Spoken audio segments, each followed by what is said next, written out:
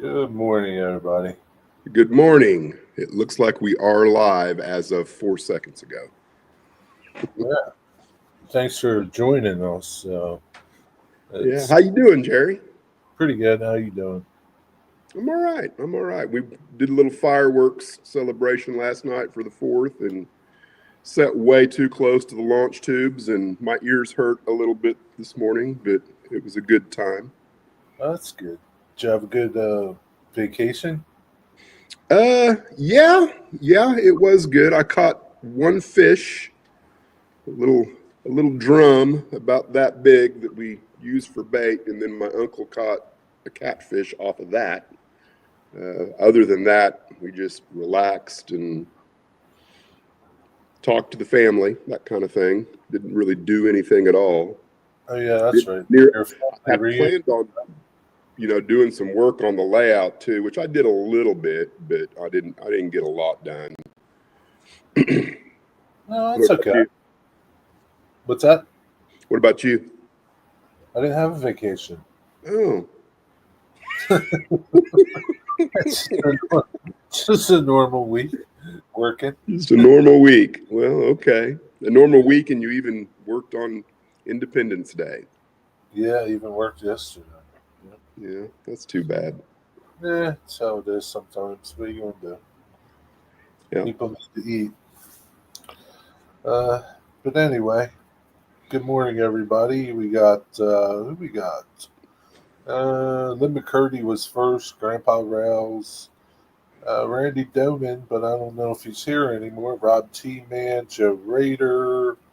Who else I see? I saw Mark Pruitt, Paul.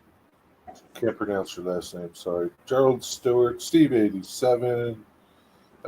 Chris Brew, Ray Burlstein. I say Joe Rader. Joe Rader.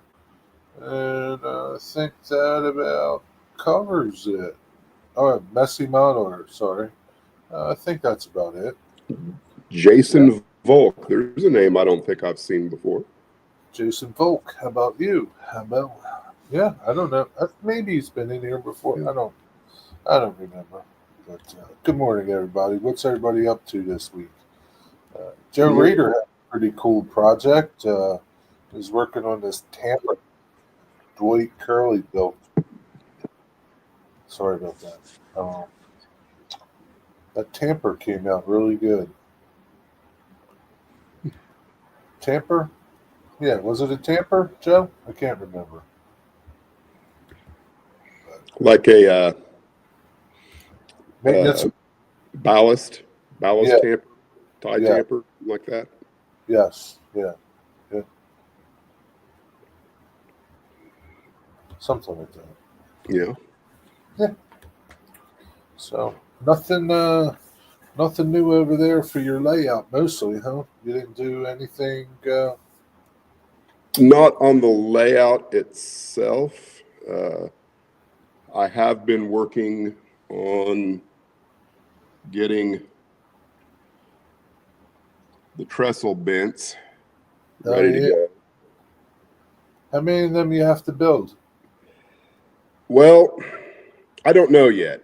I'm starting with 1, 2, 3, and then this will be the 4th, and then I've got 2 more that I've built as kind of prototypes that may or may not work once I'm going to paint them up first.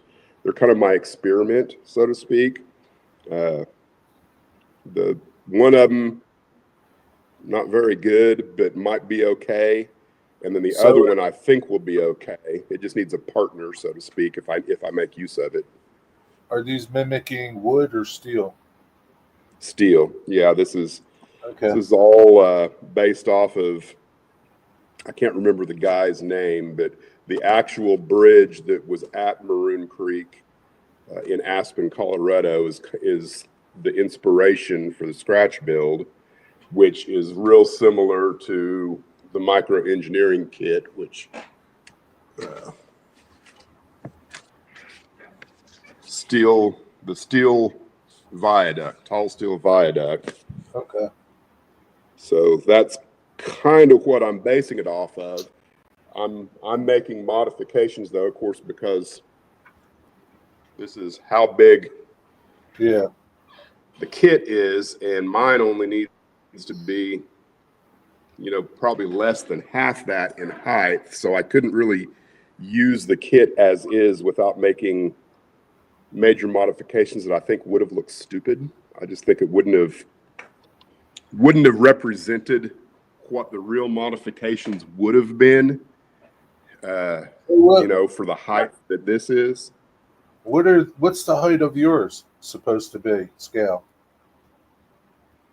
Uh, I 40, think from the 30? ground to the bottom of where the the trestle is about 32 feet. It's either 32 or 42. I can't remember, but it's Holy it's cow. less than 50 feet for sure. That other one must be like 80 feet, 100 feet. I think it's 150. I'm not sure. Wow. That's It's huge. it's it's at least 85. I don't know where That's my okay. Doesn't matter, but man, that's like gigantic. That's like yeah, yours is like, it's pretty tall. yeah. I guess it's for a big ravine or a big I canyon. guess it's only 72. I thought it was taller than that.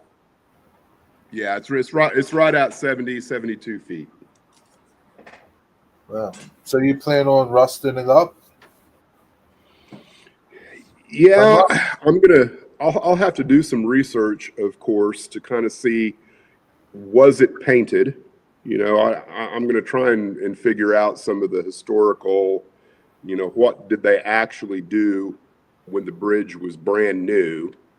And then I figured it was probably built in the 1880s. It's now 1938, maybe 1942, somewhere in there. What would have it looked like after that amount of time? But I haven't gotten that far yet. I'm not ready to paint yet. I'm still in the construction phase and Okay. trying to make sure that it looks halfway presentable before I start painting. Cool. Yeah. Yeah, I think I recognize Jason. He's from YouTube Model Building. Yeah. What was that? We put my phone on silent.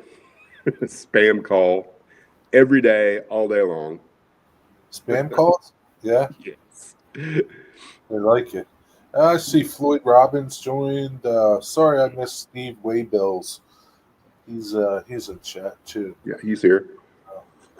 So I was watching your latest video where you're just doing like an operations thing on your time saver, and I'm like curious how you did your dirt. What did you use for your dirt and like those scenes, like maybe like the bushes that you put around there, the taller Uh, things, greenery wise. What you use for your dirt? You remember? the dirt. I know that was a long So time. it's a combination of materials. I can't remember. I think the road, if I remember right, was my own sifted dirt from around the house. Okay. And then I used a combination of Arizona rock and minerals for the ballast and New England brownstone. And New England brownstone. What is that? they have a product called, if I remember right, I don't have That's a the company?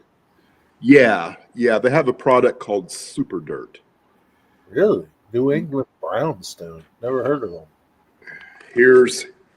I believe this is a bag of New England brownstone. I think this is the ballast I used. I think this is HO scale ballast. Huh. I could be wrong because it doesn't say anything on it. And then I've also somewhere I've got a tub of the New England brownstone Super Dirt, and it kind of comes with a mix of textures in the bottle itself. And you can shake it, you can sift it straight out of the bottle if you want the fine stuff, that kind of thing. But I think a lot of it I used like this. This is Cumbre's powder pigment.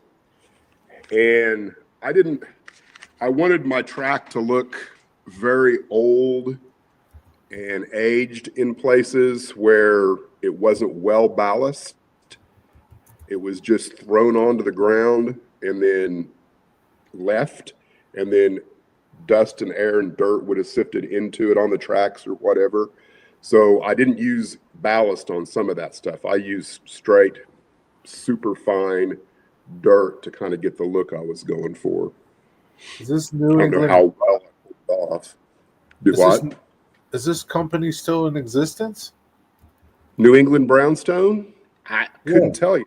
I bought the stuff, when I was making the time saver. So that would have been, we're looking at 4 years ago, 5 years ago, maybe. I think I'm saying the name correctly. Yeah, I don't know. I can't find it.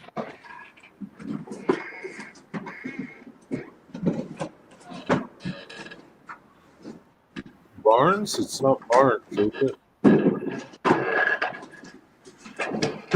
Yeah, I don't know where my big bottle of it is, but that I'm pretty sure I'm saying the name right. I think it was New England Brownstone. I might be completely misremembering, but I think New England was in the title. Yeah. You can't find anything online? No, but that's all right. Hey, Digger. Hey, Floyd Robbins, Harley Memphis. What's going on? Yeah, so that's about it. We might have to bring somebody up. Yeah. Well, now you mentioned the bushes. Yeah, the bushes. Underneath the trees, I took leaves from the yard, threw them in a blender, Really? and created what I call, I think I've got it in here next to me. I called it forest floor is my terminology for it, and sifted it to where I had fine, medium, and coarse. So anywhere where there's trees, that's what I put underneath the trees. And then most of the bushwork, the trees, the grass, not the trees, but the grass and the bushes were all, what's that guy's name? Martin Wahlberg? Yeah, Martin Wahlberg. Wahlberg. What's up with that dude? Where is it? Where is he? In Germany or something? He's definitely somewhere east of Europe, east of Western Europe. But yeah, Martin Wahlberg. I forgot I had this. But this is bushes. I can't pronounce the German. Stracher. Okay. But you can see it comes on these plates. Yeah. Cardboard carriers, and you just get a pair of tweezers. Pull it off. Where do you find that stuff at? Scenic Express, I think, is where I get pretty much everything. Yeah, they're pretty good. It's a little on the expensive side, I guess. It all depends on. Yeah, it depends what you get. On you and what you want, but in my experience, or in my opinion, I shouldn't say my experience, in my opinion, it's all a matter of what are the results that you want versus your budget. And if I've said this before, I'll say it again. I place everything on my budget wise based on what a locomotive costs. Right. And so if you're in scale and the locomotive costs, with DCC and sound, and it costs, $250, whatever it is, in my opinion, you should consider spending the same amount on scenery materials. Right. Yeah. And if you do, you will actually get a lot of scenery materials that you can work with in an area. So I think it depends on the size of your layout, where Right. you dome, and so if you got this huge layout, you can dump a lot of money into scenery products and scenery things easy if you want everything to be that real, you know. Right. Yeah, I'm yeah, definitely going to look into the. There's a certain kind of was it jupe rope. yeah. Like a I'm going to twine. look in. Yeah, Yeah, I'm going to look into that, and you can make your like this stuff. You can very easily make this, and yeah, when it comes time to doing large areas, yeah. that's my plan is to get my own foam, my own Right. static grass, and kind of create my own sheets like that out of the colors necessary. And then when I'm going to do a lot of airbrushing to try and Right. make sure that everything matches throughout the whole layout. I think that's part of the trick is using Yeah. the same colors and the same painting techniques everywhere to make Yeah. everything match, including your rock and whatever you put in your backdrop. Try and match your backdrop. Yeah. Somewhat. I mean, nature is, there's a lot of colors in nature. There's a lot of different greens. Yes. It doesn't all have to be, hunter green. There can be splashes of other greens in there. It's just, it's like when And arguably should be. Yeah, yeah, there should absolutely. be. It's like you have this idea. When I was doing my clouds, I was just taking notice of clouds in the sky all the time. Just just to see all the different colors of gray, white, whatever you're perceiving them to be, you know. And there's just so many different shades of things. It's like it's just not this. It's just not titanium white and that's it. It's like there's so many, and it's Yeah. the same way too. Love the idea of airbrushing grass black and then dry brushing the tops different greens. That's interesting. See, I wouldn't use. I try not to ever use pure black or pure white, like the titanium white. Yeah, Uh, but yeah, that's definitely something that I have tried that technique already. I wasn't, of course, my execution of it probably wasn't very good, but I wasn't happy with with the results of that.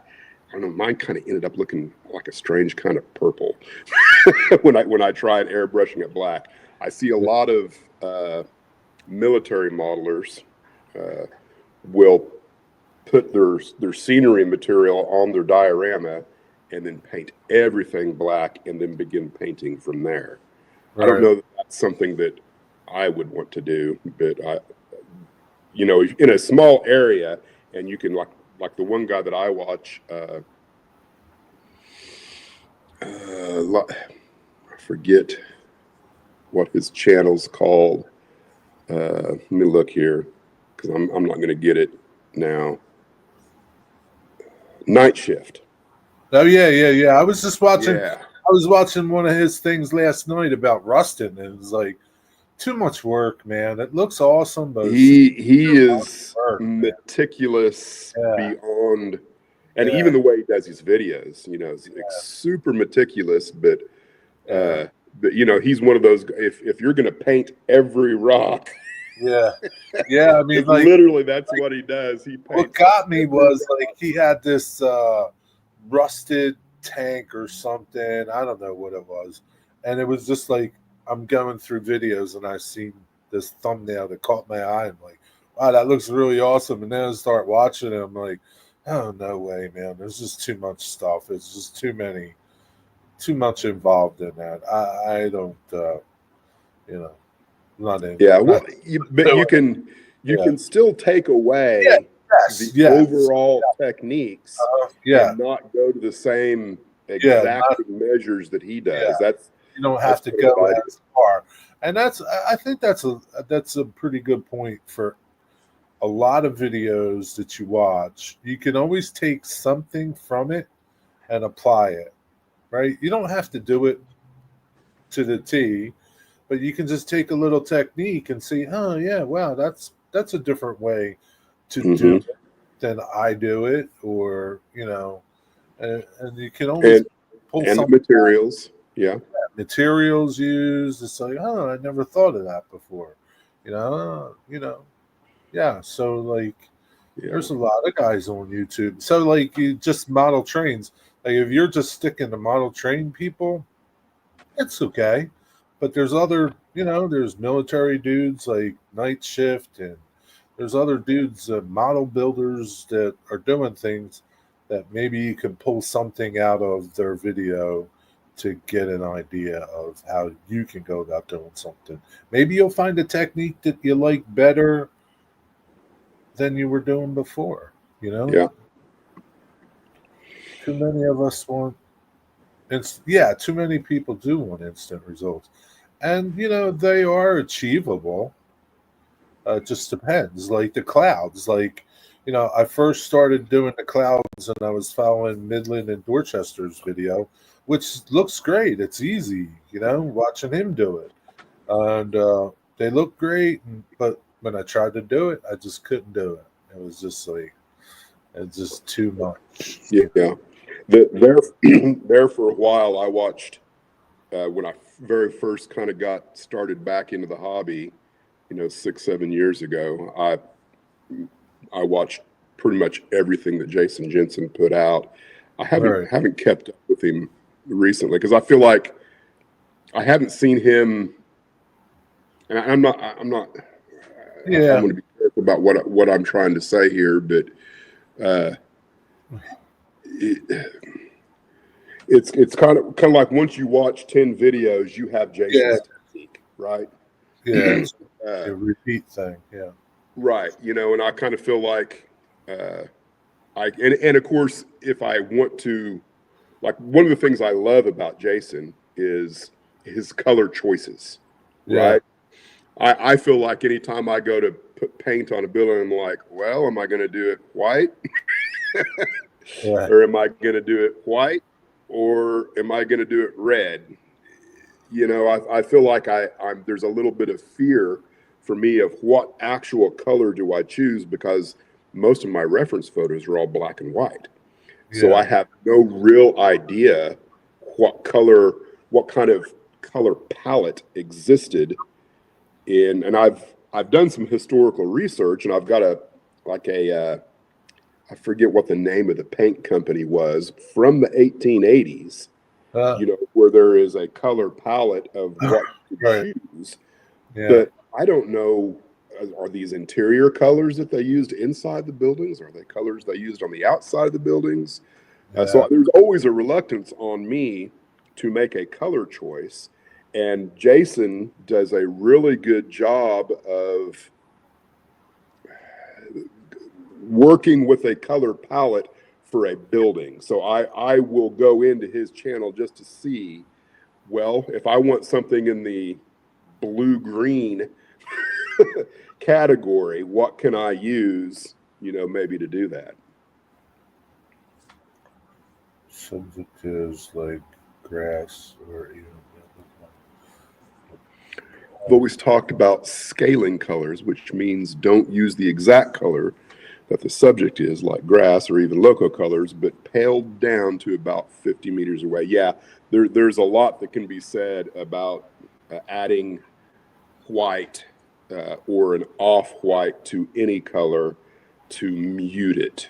Yeah, I've heard lots of people suggest that, and That's I think it's definitely a stylistic choice. It's hard to know because, like, obviously when I look at my plywood and my white wall, and then you transition to the time saver, it's such a drastic difference. right. Because I had a lot of people say, well, you need to mute those down. You need to go over everything with, I can't remember what someone told me one time that I needed to dry brush, or not dry brush, but airbrush everything. And I'm like, I don't know that I want to do that. Yeah. I think everybody perceives things differently, right? Mhm. You know. Because and my thought on that is if I do and I don't like it, there's nothing I can do to fix it, right? And so I'm satisfied with my colors maybe popping a little more than they would at the perceived distance, because we're 3 feet away. I forget what that scales out to, in HO. So the atmospheric haze between your eyes and a subject that would be, the 300 feet away or whatever it might be, give or take, in the real world, there would be, but I'm not so sure that it's so much so that we need to do it on our models. I don't think in 300 feet. It's just too. I don't know. It's just too extreme to me. Like, well, now in a backdrop, I absolutely agree. If you're wanting to convey miles, then absolutely there needs to be atmospheric haze and muted colors the further back, and then a little more bold the closer you get. Right. But like what we said before, it is a personal choice and a stylistic choice. Yeah, everybody's different. Like if you're going to do a big city where there was more smog, right? I think I absolutely agree that putting in a little more gray in everything might actually convey what you would see standing on the street, if that makes sense. And later they go up. Later as they go up. Yeah.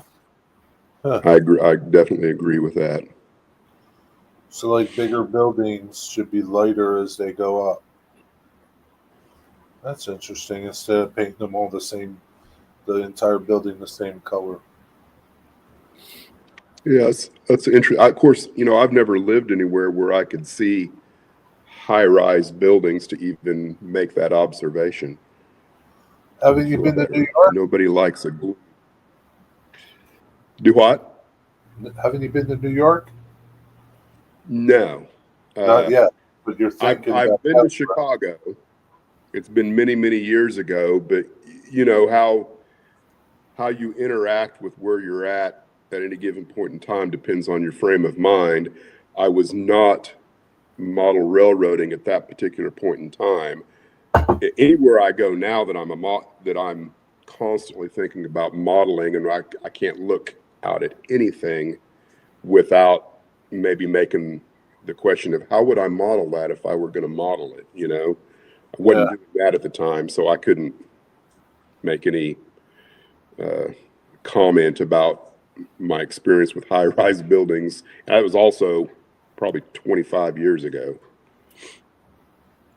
So here's a question for you. Why did you pick what you're modeling? I'm sorry, you kind of broke up. Say that again. Why did you pick what you're modeling? The era, the area? It's not like I would bring it down to kind of two things. The first thing would be I went and rode the trains at Durango and Silverton. Okay. And those machines are alive. Yeah. It's the amount of work, effort, engineering, everything involved with steam. Think of thousands of people it took during that period of time to keep those animals alive, and all of the work that went into it, and then the other thing is, in the 1930s would have been when my grandfather would have been a young man. And so hearing some of the stories, and seeing pictures, I love those old black and white photos of that era. They speak to me for some strange reason. So there was an appeal just for that part of it. Right. But the steam locomotives, I'm like, this is so much better. And another thing I'll say, when I was modeling in scale and I had 4 to 5 in scale diesel locomotives on the layout, turn them sons of bitches off. I can have I think I've got 6 on the layout right now. They're all breathing. It doesn't bother me one bit. I actually, in frying pan and even down here, I put in some extra effort to be able to turn off engine tracks. I don't ever turn them off because the steam engines do not bother me in the same way that a idling diesel locomotive does. Yeah, they're kind of like a low. I don't know. Well, the sounds are intermittent, right? Yeah. Every once in a while, you will hear someone with a hammer, tink, tink, tink, tink, tink, tink, tink, tink, and then the compressors will come off and on kind of intermittently. Right. Occasionally, a pop-up valve will go off. So there's really nothing.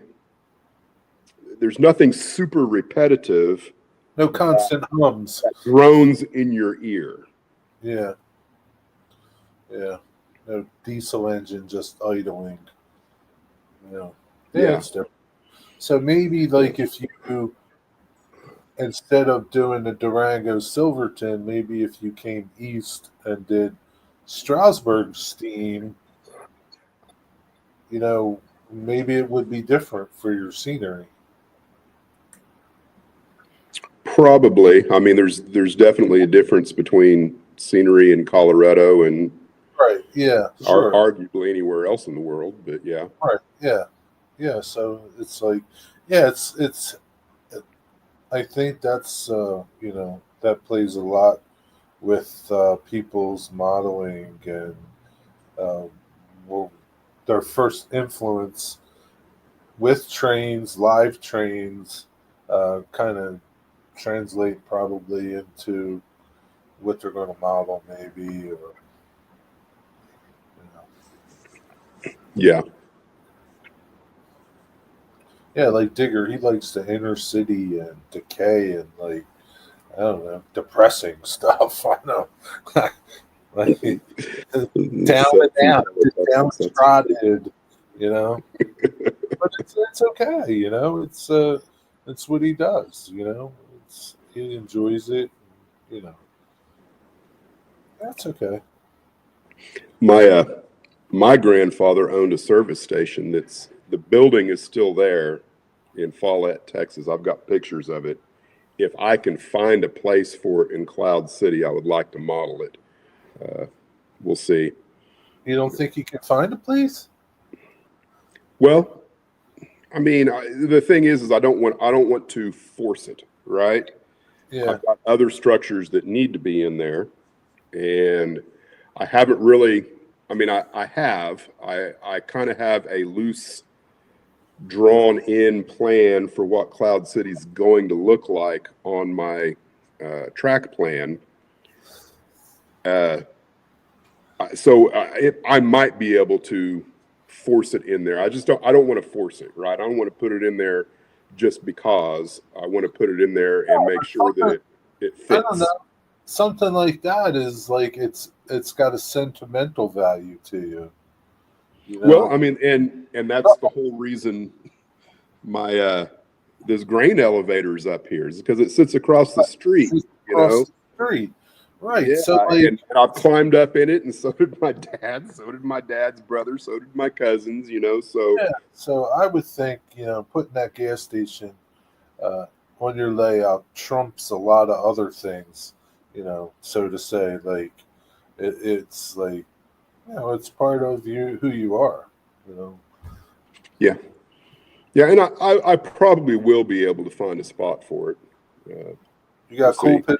That's a long ways away still. I've got so many structures to build.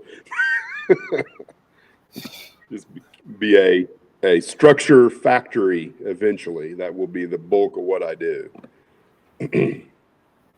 So, I might not ever get it done, but I'll have fun trying.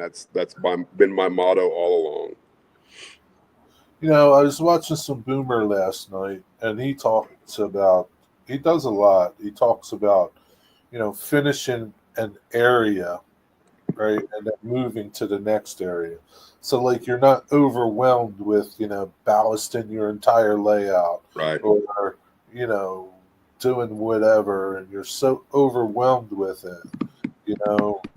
What's your, like, for me, my layout's small. For you, you're kind of like it's big.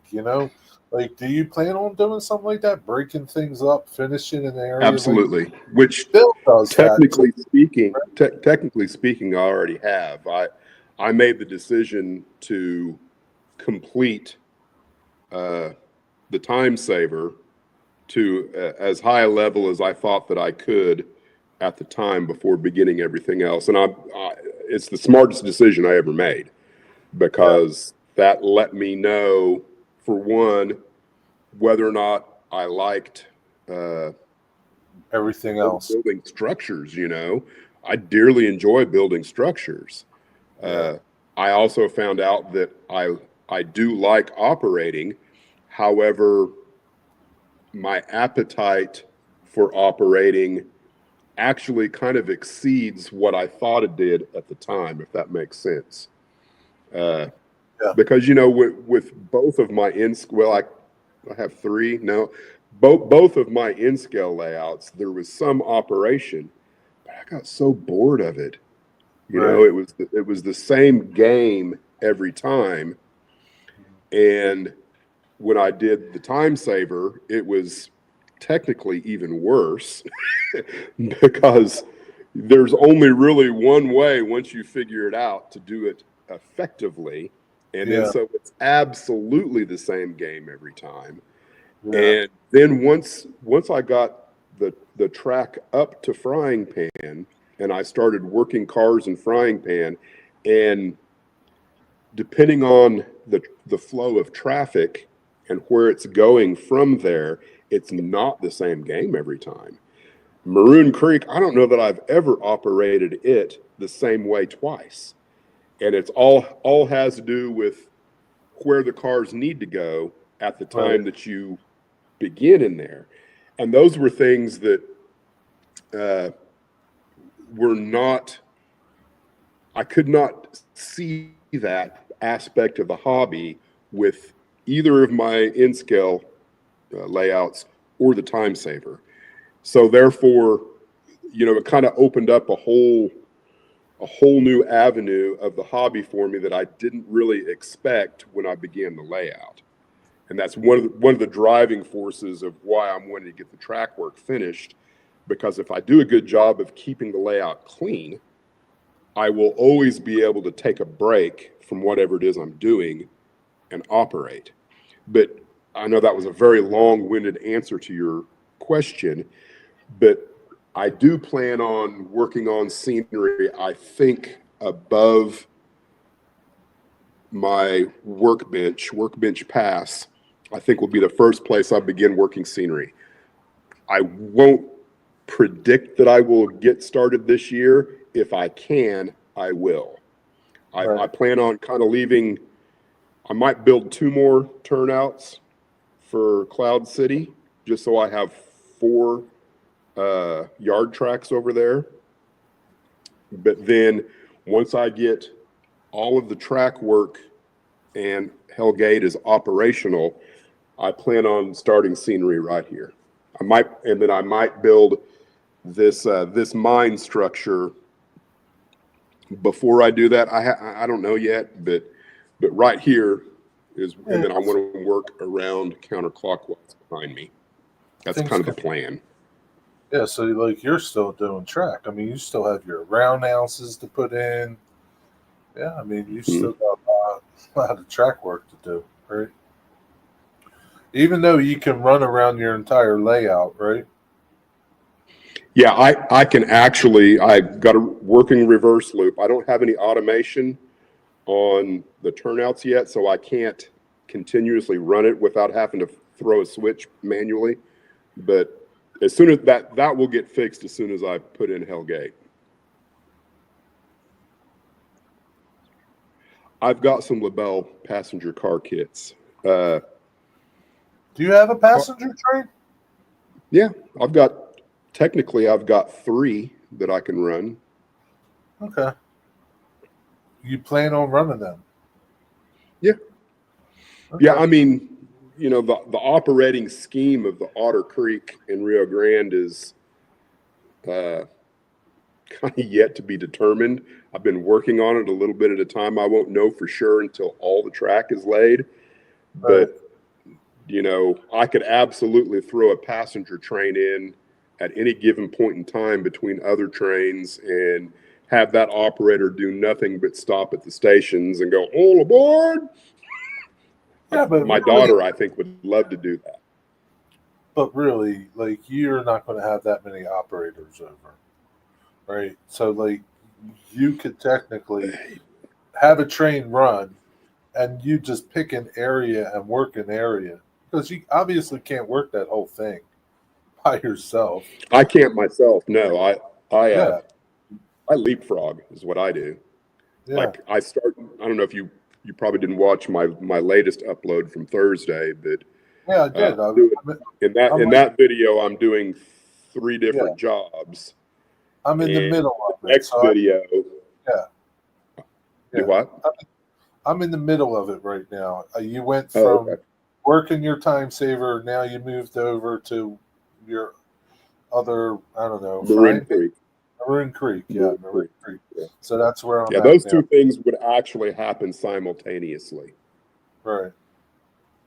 And then in the next video, I will do frying pan, which technically speaking, it could also happen simultaneously because the frying pan operator knows that the westbound hauler is coming in. So that operator would need to gather up all of the cars going west and making sure that they're ready to go, which the way my tracks are laid out and where everything's getting set out, that won't be too big of a job. It should, for the most part, already be ready to go. They just have to pick them up and go.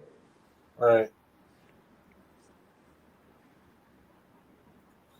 Yeah, a couple more people pop in. Container Man, Steve, Cheryl. I don't know. I saw some other people popping in. Thanks for joining us. Dwight Curley, Yep. Canadian Locomotive, Floyd Robin. Yeah, Montana. Digger's in, or not Digger, Curly's in here now. Yeah, Digger, Montana, Northern Railroad. I watched his video last night. That was pretty good. Scott Baker. Yeah, good morning, everybody. Thanks for joining us. Montana Northern Railroad. I'm not sure that I've seen that one in here before. Maybe once or twice. I follow him. He's a pretty cool modeler. He's got some nice scenery on his layout. There's Dave Todd. What's up, Dave Todd? Good morning. But as far as the number of operators go, I'll probably do what Mark Pruitt does, and I might not have it right, but it sounds to me like he does operating sessions like once every 3 months or something.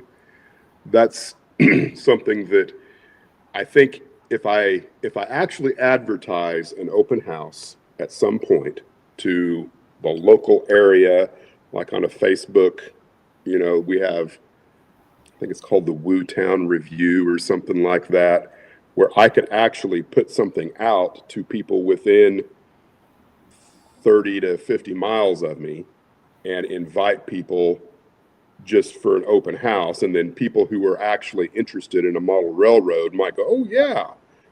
And then I could. It would be interesting. It would be interesting for you to see how many people within a certain area are into modeling. Right. And then, you know, I could maybe hand out a questionnaire. Would you be interested in operating this railroad as a semi-regular operator on like a quarterly basis or something like that? That's my thought. That would be pretty fun. I've always felt like if I build it, they will come. Dave says, "Don't follow in the footsteps of Mark Pruitt." Dave, do you have people come over and operate? Didn't Anthony Georgia Sunbelt come over your house, Dave? I can't remember. Yeah, don't follow Mark. Mark just did a little update. Mark was here earlier. I don't know if he's still here, lurking around, or He's probably working on the railroad. working on his He railroad. might have us turned on in the background and crawling underneath the workbench, working on a staging yard that's not complete yet.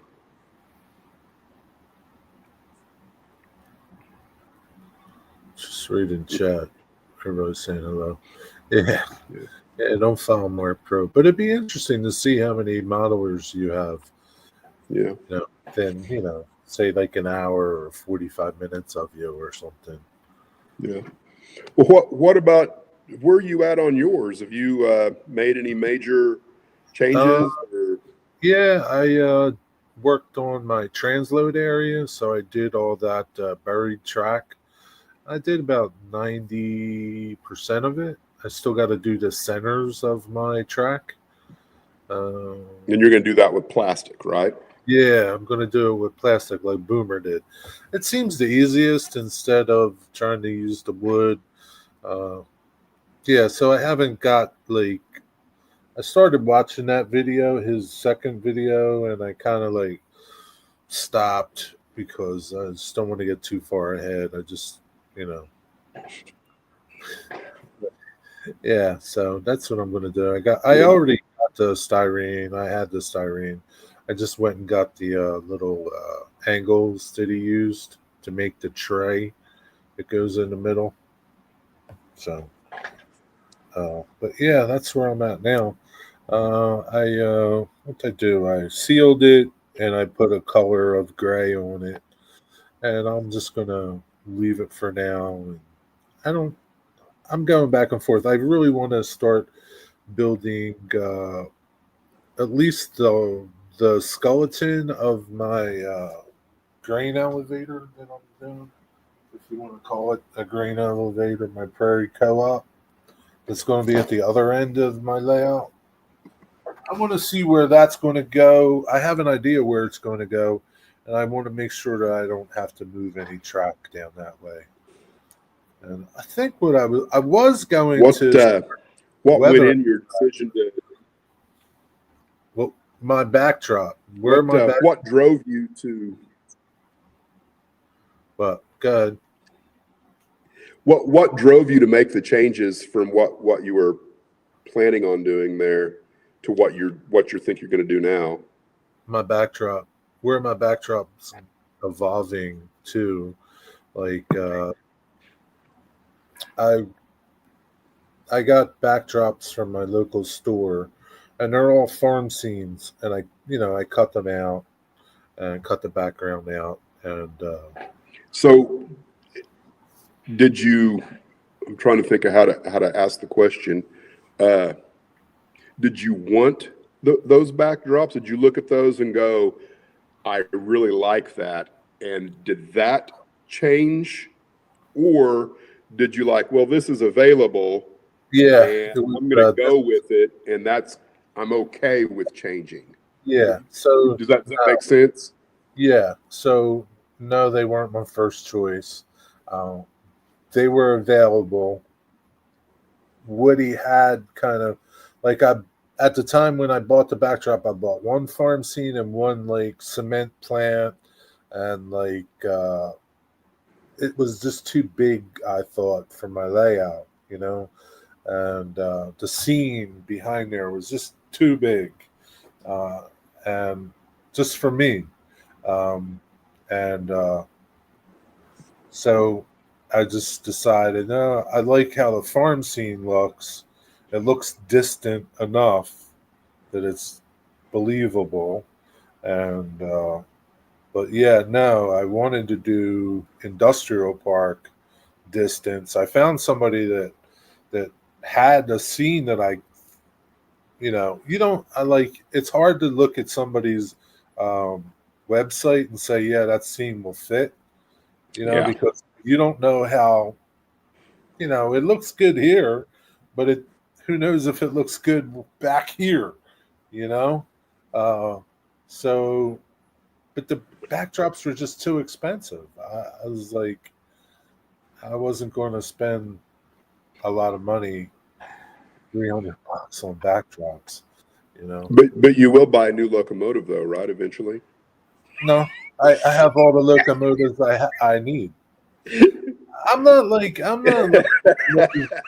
I need I'm 10. I just need teasing. 10, or I know what you're saying. I don't need like 10 or 20 locomotives. And the Right. most expensive locomotive I had, I paid like $260 for it. I mean, yeah, I'm cheap, Dennis. I'm not going to spend $400 on a locomotive. Gotcha. Uh, I'm still and, indecisive yeah, about my backdrop. I'm very indecisive because yeah. when I purchased the backdrop that I've got now behind the time saver, I completely misunderstood the instructions. And I can't remember now, but it was something like what is the height of the tallest building, and so I thought he was talking about what is the height of the tallest building physically on my layout. Right. So I like, okay, I went and measured, and I think it was like 5 inches. I can't remember. So that's what I put into my formula, and then when it's all said and done, he was talking about how tall do you want the tallest structure in the backdrop to be? Oh, So my backdrop, in my opinion, is too in your face for the scene. I would like it to be maybe half of what it is, and so I was pretty disappointed. Now it wasn't his fault. It wasn't right. absolutely wasn't the uh, I think Lark Supplies. I can't remember where I got it. It's absolutely me not knowing what the hell I was doing. When I was trying to figure it all out, and so Yeah. I've got this 5.5 inch red building on the backdrop that's almost as big or is as big as my so it Yeah. therefore it's just, and I'm like, Too big. Yeah. so I It's don't too know what big. I'm gonna do. So Jack says Yeah. one of my layout is running Jack. And then Canadian says if you're willing to spend $300 on a locomotive, you should be willing to spend $300 on a backdrop. I'm not willing to spend 300 on a locomotive. Okay. It's a matter of who you are. Yeah. Yeah. uh, but yeah, yeah. Like the cement thing, that the backdrop that I bought, like nothing. I think maybe the Prairie Co-op is Uh-oh. 12 inches tall. Maybe that backdrop, some of the things in there were like would have been like 14 inches tall. Like it was just too big. Yeah. Yeah. So yeah, like Yeah. it's changed. Like at first I wanted to do a scrapyard. I couldn't fit that in, and then I wanted to do something else, and it just like it doesn't like fit my scene, my backdrop scene. To me it doesn't. It might to you, but to me it doesn't. So I changed. And that's okay. You gotta be willing to change. If you're just got like this idea stuck in your head and you're not willing to change, then you know you got to live with it. Yeah. I'm kind of interested in this. What did you put your printed backdrop on? What did you put it on with? Because you know, part of me would rather paint. Yeah, That's I, yeah. I You I'm paint. perfectly happy with that. It's it's back to the whole, you can pay with time or you Yeah, can pay with money. right. And the idea of painting everything around the room, that's going to be a lot of A lot time of and work. effort, which I have decided I am going to do this right here in front of the workbench. I'm going to attempt, I've got an idea based on the Coomber's and Toltec of a specific area that kind of matches what's going on up above here on the workbench. I'm going to try and paint it. It's going to be the inspiration, right? I'm not under any illusion that I will be able to reproduce what I'm going to try and convey to any kind of artistic level, as long as I can convey that distant looking down into a scene is how I want to do it. I'm going to try and do that. And if it turns out terrible, all I got to do is either paint it over again white or put masonite over it, and then I can purchase a backdrop if I hate it bad enough. It's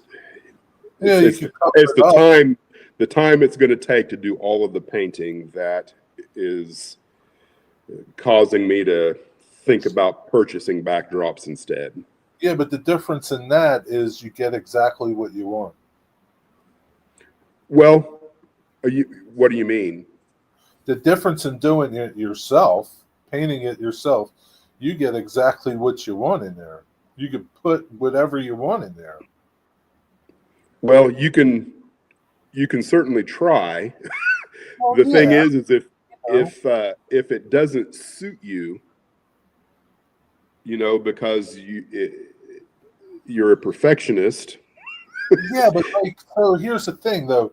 The backdrop behind you right now, you're happy with it. Yes or no? I'm sorry, say it again. I was reading that. The backdrop behind you, you're happy with it. Yes or no? Yes. So there's your outcome, right? Right, but I still there's still something in the back of my mind goes, that was an accident, right? that was an accident, and and it's obviously where nobody can see it. So here's the thing, right? The more you do something, the better you get at it. Yeah. Right. So it was an accident, but you can recreate it, and the more you do it, so you got to get into a rhythm, I think, and that's with anything. Once you're in that rhythm, stay in that rhythm, right? Don't get distracted and change.